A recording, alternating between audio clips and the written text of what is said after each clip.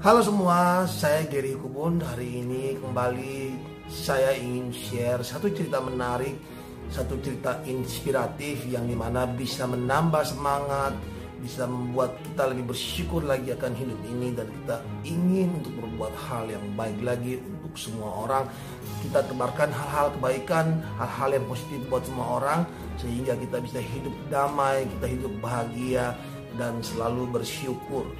Saya selalu mengatakan ke setiap saat, ke setiap orang dimanapun, bahwa dalam setiap kesempatan, apabila kita bisa membantu orang, apabila kita bisa membuat kebaikan buat orang, maka itu adalah kebahagiaan yang sesungguhnya dibandingkan dengan apa yang ingin kita raih. Apa yang ingin kita raih, cita-cita kita, materi, nafkah, semua yang ingin kita raih adalah satu hal yang tidak akan membuat kita puas. Untuk sementara waktu, iya. Tapi setelah itu kita akan berusaha untuk mendapatkan lebih dan lebih lagi. Tapi apabila kita berbuat kebaikan, maka setelah kebaikan itu kita buat, ada rasa syukur, ada rasa bangga, ada rasa sukacita, dan tentu itu merupakan kebahagiaan yang tidak pernah putus apabila kita ingin bersyukur. Ada banyak cerita yang bisa membantu omongan saya pada hari ini. Tapi hari ini saya ingin menceritakan satu kisah menarik, dan ini adalah kisah nyata. Bukan kisah yang dibuat-buat, ini kisah nyata. Di sekitaran tahun 1800-an, di satu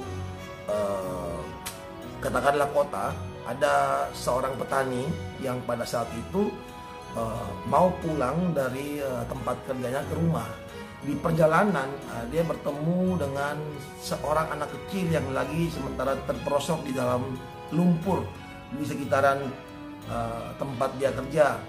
Seketika juga petani tersebut berusaha untuk menolong anak ini, dan setelah ditolong, anak ini akhirnya bisa selamat. Dia pulang, dan besok harinya si anak tersebut datang bersama ayahnya. Rupanya ayah dari anak ini adalah seorang bangsawan terkenal, orang yang sangat kaya di daerah tersebut.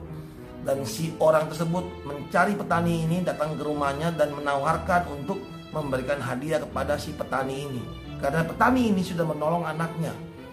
Tapi si petani mengatakan bahwa saya berterima kasih dengan niat dari Bapak untuk membantu saya, tapi sebagai seorang manusia sudah wajib hukumnya untuk saya harus menolong anak ini, karena anak ini berada dalam posisi terperosok di dalam lumpur, dan apabila tidak ditolong maka anak ini pasti akan meninggal.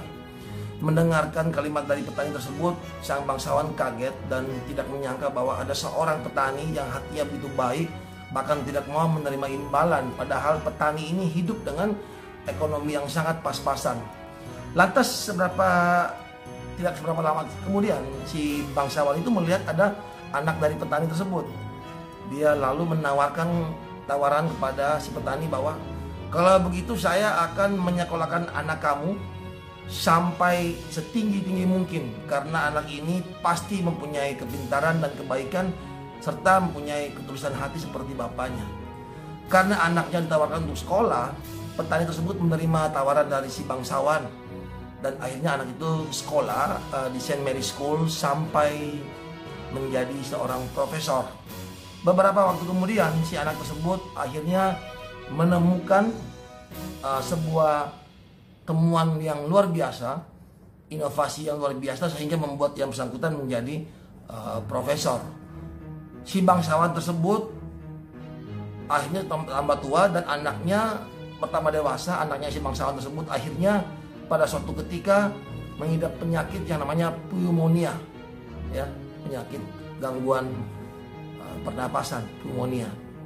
Pada waktu itu, pada zaman itu, tidak ada obat yang betul-betul bisa menyembuhkan penyakit tersebut.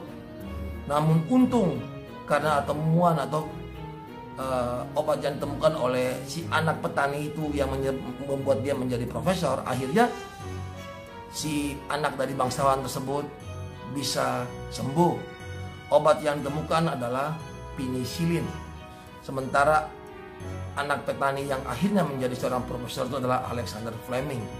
Sementara anak dari bangsawan tersebut, si bangsawan sendiri namanya Rudolf Churchill.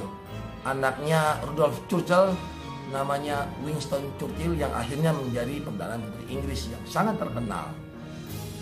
Jadi semua hal yang terjadi berdasarkan kebaikan, kita bisa melihat akhir atau ending dari cerita tersebut.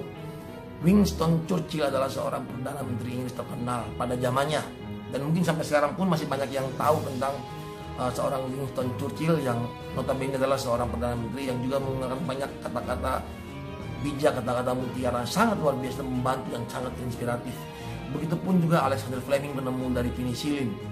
Bayangkan semua kejadian besar itu terjadi hanya karena satu hal kecil, di mana seorang petani menolong anak kecil yang terperosok di lumpur di sekitaran tempat kerjanya.